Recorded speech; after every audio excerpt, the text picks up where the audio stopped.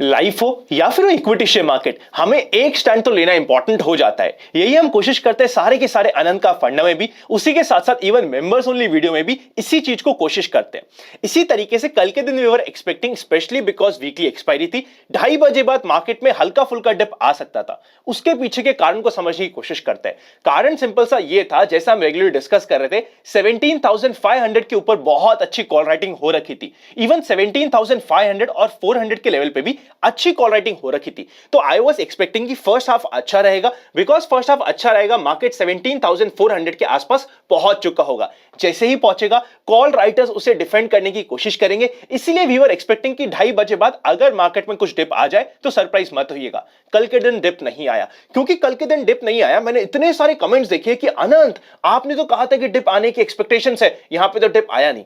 देखिए, मैं कोई 100% टाइम सही हो ही नहीं सकता। रेदर मैं तो ये कहता हूं, कोई भी इक्विटी शेयर मार्केट में 100% टाइम सही नहीं हो सकता। पर आपको यह समझना पड़ेगा कि हम जो भी एनालिसिस करते हैं और आप सभी के सामने प्रेजेंट करते हैं, वो किसी ना किसी रीजनिंग के बेसिस पे होता है। वही रीजनिंग आज मार्केट में सुबह अप्लाई हो गई। मुझे पता है मार्केट में 1 से 1.5 घंटा 2 घंटे की डिले हो गया, पर आज सुबह मार्केट में होते ही, क्योंकि मार्केट 17,500 के रेजिस्टेंस के पास था, वहां से मार्केट में डिप आना स्टार्ट हुआ। यही पॉइंट था जो मैं कल एक्सपेक्ट कर रहा था, जिसकी रीजनिंग के बेसिस मैंने आपको बताया था। मेरे लिए बहुत आसान है ये बोलना कि इस लेवल के ऊपर जाएगा तो तेजी हो जाएगी, इस लेवल के नीचे आएगा तो मंदी हो जाएगी, पर इस तरीके से मैं कभी भी काम नहीं करता। आई होप आप इस बात की रिस्पेक्ट करेंगे और ये मानेंगे कि कभी मैं भी गलत होऊंगा। आपको अपने एनालिसिस को करना और उसके ऊपर बने रहना जरूरी हो जाता है। इस बार तो भगवान की कृपा से 1 घंटा लेट ही सही, जो हम एक्सपेक्ट कर रहे थे वैसा ही कुछ हो गया। पर कई बार ऐसा भी होगा कि जो हम एक्सपेक्ट करेंगे वो नहीं होगा। हम उससे लड़ नहीं सकते। हमें मार्केट से लड़ना नहीं है, हमें सिर्फ मार्केट से रिस्पेक्ट करना है, मार्केट से कुछ ना कुछ सीखना है, अपने आप को इंप्रूव करना है और जो इंप्रूव किया है उसे मार्केट में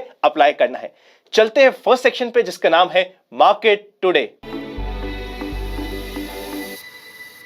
सबसे पहले इंडेक्स के ऊपर नजर डालते हैं। सेंसेक्स 1.31% नेगेटिव रहा, निफ्टी 1.18% नेगेटिव रहा, पर अभी भी जब तक निफ्टी 16,800 के ऊपर मेंटेन्ड है, ऐसा कोई टेंशन की बात नहीं होती है। बैंक निफ्टी की बात करें तो 0.85% नेगेटिव रहा और मिड कैप इंडेक्स एकदम न्यूट्रल सा रहा। आज के दिन मिड कैप इंडेक्स अभी भी स्ट्रांगली होल्ड कर रहा था। देखिए, निफ्टी सेंसेक्स तो थोड़ा बहुत डिप मारे, वहां के स्टॉक्स भी डिप मारे, पर ओवरऑल मार्केट की बात करें वो आज भी स्ट्रांगली हेल्ड किया था। 977 शेयर्स एडवांस हुए, जिसके अगेंस्ट 850 के आसपास शेयर डिक्लाइन हुए। ओके एवरेज सा एडवांस रेशियो हम बोल सकते हैं। सेक्टर्स की बात करें तो मीडिया और हेल्थ केयर सिर्फ 2 ही सेक्टर थे जो ग्रीन थे। इसके अलावा कंज्यूमर ड्यूरेबल, कमोडिटी, रियलिटी और मेटल्स आज के दिन अच्छा रहे। जिन सेक्टर्स में आज के दिन सबसे ज्यादा पिटाई हुई, उसमें सबसे आगे है financial services, consumption, FMCG, infra के साथ साथ आईटी, एनर्जी और फाइनेंशियल सर्विसेज के कुछ और पार्ट। यूएस फ्यूचर्स की बात करें तो एकदम न्यूट्रल है। ड्यूरिंग दी मार्केट आज यूएस फ्यूचर्स अच्छे खासे पॉजिटिव थे, बट जैसे ही मार्केट क्लोज हुआ, यूएस फ्यूचर्स में भी कुछ डिप आना स्टार्ट हो गया था। विक्स 18.45 पे थोड़ा बढ़ा है, पर जब तक 20, 21, 22 के नीचे एज सच कंफर्टेबल बात है। 21 के ऊपर जाए, वहां पे हमें थोड़ा कॉशियस होना स्टार्ट होना जरूरी हो जाता है। अब मार्केट की बात करते हैं। ओपनिंग हुई थी 17,424 की, हल्की फुल्की गैप ओपनिंग हुई थी। हाई लगाता है मार्केट 17,489 का। जैसा हमारा डिस्कशन हुआ था कि 17,500 पे बहुत अच्छी कॉल राइटिंग हो रखी है और पूरे वीक हम हमेशा डिस्कस कर रहे थे 17,500 मेजर रेजिस्टेंस कैसे काम करेगा। वहीं से मार्केट में रिवर्सल आया और पूरे दिन मार्केट नाक की सीध में नीचे की साइड धीरे धीरे करता हुआ जाता गया। उसी के साथ साथ आज का लो बनता है 17,180 का, क्लोजिंग होती है 17,196 की। पुअर क्लोजिंग हुई है, पर इमीडिएट सपोर्ट हमें मिलने वाला है 17,050 के लेवल का। ओवरऑल मार्केट की बात करें, देखिए ये समय ना थोड़ा सा सावधान रह के काम करने का है। आप ये समझे कि जब मार्केट में थोड़ा रेजिस्टेंस के पास होगा, अच्छा परफॉर्म कर चुका होगा, उस समय आप बाय करेंगे, वहां पे आपका रिस्क टू रिवॉर्ड रेशियो खराब हो चुका होगा। उसी तरीके से जब मार्केट एक्चुअली डिप दे चुका होगा और मार्केट अपने सपोर्ट के पास होगा, जैसे कि market recently 100 day moving average support के पास था, 200 डे मूविंग एवरेज के सपोर्ट के पास जाने के बहुत क्लोज था, उस समय अगर आप शॉर्ट करेंगे तो अगेन आपका रिस्क टू रिवॉर्ड रेशियो बिगड़ जाएगा। इस समय हमें रेंज पे खेलना आना जरूरी हो जाता है। चलते हैं नेक्स्ट सेक्शन पे, जिसका नाम है एफआईआईज एंड डीआईआईज एक्शन। 2 दिसंबर को एफआईआईज की तरफ से 900 करोड़ की सेल।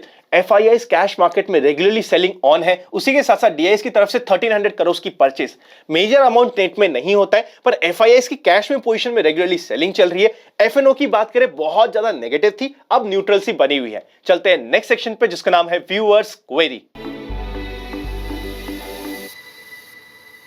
सबसे पहली क्वेरी ये आ रही है, कोई भी स्टॉक ट्रेड टू ट्रेड में कितने दिन तक रह सकता है? जैसे कि नजारा एक स्टॉक हो गया जो ट्रेड टू ट्रेड में चल रहा है। देखिए, कब कौन सा स्टॉक ट्रेड टू ट्रेड से निकलेगा पहले बताना बहुत डिफिकल्ट हो जाता है। कई बार कुछ स्टॉक इवन 3 से 4 महीने तक ट्रेड टू ट्रेड में रह जाते हैं। अगर हमें ट्रेड टू ट्रेड वाले स्टॉक में जस्ट बिकॉज वो बहुत ज्यादा इंपॉर्टेंट सपोर्ट पे काम भी करना है, क्वांटिटी को लो रखना जरूरी है और धीरे धीरे बाय करना जरूरी है। देखिए, लपक के अगर बाय किया ट्रेड टू ट्रेड वाले स्टॉक में तो कई बार चीजें बैकफायर हो जाती है। सेकेंड इंपॉर्टेंट क्वेश्चन, कोई भी स्टॉक स्मॉल कैप से मिड कैप में और मिड कैप से लार्ज कैप में कैसे आता है? सिंपल सा फंडा है, जैसे जैसे उस कंपनी का साइज बढ़ता है, मार्केट कैपिटलाइजेशन बढ़ता है, अर्निंग्स बढ़ती है, वैसे वैसे वो टॉप कंपनीज में आना स्टार्ट हो जाता है। नेक्स्ट बात करते हैं इंपॉर्टेंट आईपीओ के बारे में। सबसे पहले टेगा इंडस्ट्रीज का आईपीओ। एक अच्छे आईपीओ के रिस्पेक्ट मार्केट आप और हम सभी करना चाहते हैं, वैसा ही हमें पता चला टेगा इंडस्ट्रीज पे। क्यूआईबी 215 टाइम से ज्यादा ओवर सब्सक्राइब हुआ है और एनआईआई एचएनआई कैटेगरी 650 टाइम से भी ज्यादा ओवर सब्सक्राइब हुआ है। यह हमें क्लियरली बताता है अगर एक अच्छी कंपनी वैल्यूएशन पे थोड़ा सा हमें स्कोप देगी तो आप और हम उसे सन आंखों पे रखने के लिए रेडी है। रिटेल कैटेगरी भी ऑलमोस्ट 30 टाइम्स के आसपास ओवर सब्सक्राइब हो चुका है। अच्छा आईपीओ है, बहुत अच्छी लिस्टिंग, इनकी एक्सपेक्टेशंस बनी हुई है। नेक्स्ट अगर हम बात करें आनंद राठी के आईपीओ के बारे में, क्यूआईबी अभी तक नहीं भरा है, लास्ट डे पे पता चल जाएगा। एनआईआई ऑलमोस्ट 3 टाइम के आसपास ओवर सब्सक्राइब हो चुका है और रिटेल कैटेगरी 4 टाइम के ओवर सब्सक्रिप्शन को क्रॉस कर चुकी है। ओके ओके आईपीओ है, मेरा डिसीजन आपको ऑलरेडी मिल चुका है। हर एक फैमिली मेंबर के नाम से एक एक प्लॉट रिटेल कैटेगरी में अप्लाई करने वाला हूं। चलते हैं नेक्स्ट सेक्शन पे जिसका नाम है स्टॉक्स इन फोकस। सबसे इंपॉर्टेंट स्टॉक होने वाला है क्लीन साइंस। आप टिकटिव ऐप पे चेकआउट कर सकते हैं। मजेदार, आज भी 7% से ऊपर रहा, आराम से हम इसे ट्रेल कर सकते हैं। देखिए, एक्चुअल ब्रेकआउट की बात करें ना तो आज आया इस शेयर में ब्रेकआउट, पर आपकी और हमारी इसकी बात हो चुकी थी जब ये 2000 के भी नीचे था, क्योंकि इंपॉर्टेंट सपोर्ट के पास था और ऐसा लग रहा था कोई स्मार्ट प्लेस में धीरे धीरे एक्यूमुलेट कर रहा है। इसी चीज को धीरे धीरे हमें चार्ट पे स्टडी करना है और खुद के एनालिसिस को इंप्रूव करते जाना है। नेक्स्ट इंपॉर्टेंट स्टॉक जिसे हम टिकटिव ऐप पे चेकआउट करेंगे, जो भी हम स्टॉक डिस्कस करते हैं वो मेरे पर्सनल पोर्टफोलियो में भी हो सकता है, इस चीज का ध्यान रखिएगा। मेंबर्स के साथ या फिर प्राइवेट चैनल पे पहले भी डिस्कस हो सकता है, उस चीज का ध्यान रखिएगा। एमटीआर की बात करते हैं, 2250 के लेवल को अगर ये क्रॉस होता है तो 2275 से लेकर 90 के लेवल हमें इमीडिएटली मिल सकते हैं। 2 दिन हो चुके टूटते हुए, मंडे को 2.5 दिन का फंडा इसमें अप्लाई हो रहा है। नेक्स्ट इंपॉर्टेंट स्टॉक होने वाला है मैक्रोटेक डेवलपर। इसकी बात करें तो ये अब अपने इंपॉर्टेंट सपोर्ट के बहुत ही पास है। 1400 का इंपॉर्टेंट सपोर्ट हमारे लिए होने वाला है। अगर 1400 के आसपास मिले तो एग्जैक्टली हमें उसी के आसपास अराउंड 3 से 4% का बाउंस देखने को मिल सकता है। नेक्स्ट इंपॉर्टेंट स्टॉक होने वाला है त्रिवेणी। अगर ये कभी भी 216 के लेवल को क्रॉस करता है तो 220 से 24 के लेवल तक पहुंच सकता है। इंपॉर्टेंट सपोर्ट होगा 205 से लेकर 10 की रेंज। उसी के साथ साथ अगर अभी तक आपके पास डीमैट अकाउंट नहीं है तो डिस्क्रिप्शन में डीमैट अकाउंट ओपन लिंक्स मिल जाएंगे। मार्केट आपको अपॉर्चुनिटी देगा पर एक साथ अपॉर्चुनिटी नहीं देगा। मतलब आप ये समझे कि हर दिन आप सेम क्वांटिटी से ट्रेड करेंगे तो वो गलत हो गया। जैसे कि जब मार्केट लास्ट वीक थोड़ा सा डिप दे रहा था, उस समय मेंबर्स के साथ तो डिटेल में 11 स्टॉक की लिस्ट शेयर हुई थी। इवन प्राइवेट चैनल पे बाद में वो 11 स्टॉक की लिस्ट डाल दी थी, आप इधर चेकआउट कर सकते हैं। नजारा 3% positive, clean science 20-25% positive, even Lodha भी अच्छा खासा पॉजिटिव चल रहा है, एमटीआर 15% पॉजिटिव। ऐसे कंप्लीट लिस्ट शेयर कर दी थी। बीएसई 30% से ज्यादा पॉजिटिव, बिरला सॉफ्ट 10% से ज्यादा पॉजिटिव। जब मौका मिले उस समय चौका मारिए। जब मार्केट एक्चुअली सपोर्ट पे हो वहां पे बाइंग अटेम्प्ट करेंगे तो हमारा risk to reward ratio better हो जाएगा। और जब रेजिस्टेंस के पास हो, जैसे 17,500, यही कल के वीडियो में हमारी बात भी हुई थी, अगर किसी को प्रॉफिट बुकिंग करनी है 17,500 के आसपास बेस्ट रेंज हो जाती है, प्योरली फॉर ट्रेडिंग पर्सपेक्टिव। देखिए, ट्रेडिंग पोर्टफोलियो म्यूचुअल फंड के पोर्टफोलियो को अलग रखना जरूरी है। ट्रेडिंग की हम यहां पे बात कर रहे हैं, म्यूचुअल फंड ऑब्वियसली आपको अपने गोल्स के अकॉर्डिंग मैनेज करना जरूरी हो जाता है। चलते हैं नेक्स्ट सेक्शन पे जिसका नाम है general market trend. General market trend अभी भी न्यूट्रल है। हमें देखना पड़ेगा क्या फॉलो थ्रू डे मिलता है या जो इंपॉर्टेंट लो बना था वो ब्रेक होता है, उसके अकॉर्डिंग डिसाइड होगा आगे का मार्केट ट्रेंड। चलते हैं नेक्स्ट सेक्शन पे जिसका नाम है expectations from tomorrow's market.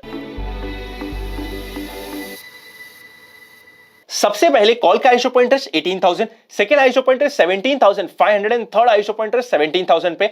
Major resistance अभी भी 17,000 पे ही होगा और इमीडिएट रेजिस्टेंस अब हमें मिलेगा 17,375 के आसपास। अगर हम सपोर्ट की बात करें तो पुट का iso pointer 17,000, second iso pointer 16,000 and third iso pointer 16,500 पे। Immediate support 17,000, major support 16,800। Put call ratio की बात करें तो वापस से 1 के नीचे जा चुका है, तो काफी कंफर्टेबल हो चुका है। बैंक निफ्टी की बात करें तो इंपॉर्टेंट सपोर्ट होगा 35,500 का और रेजिस्टेंस होगा 36,500 का।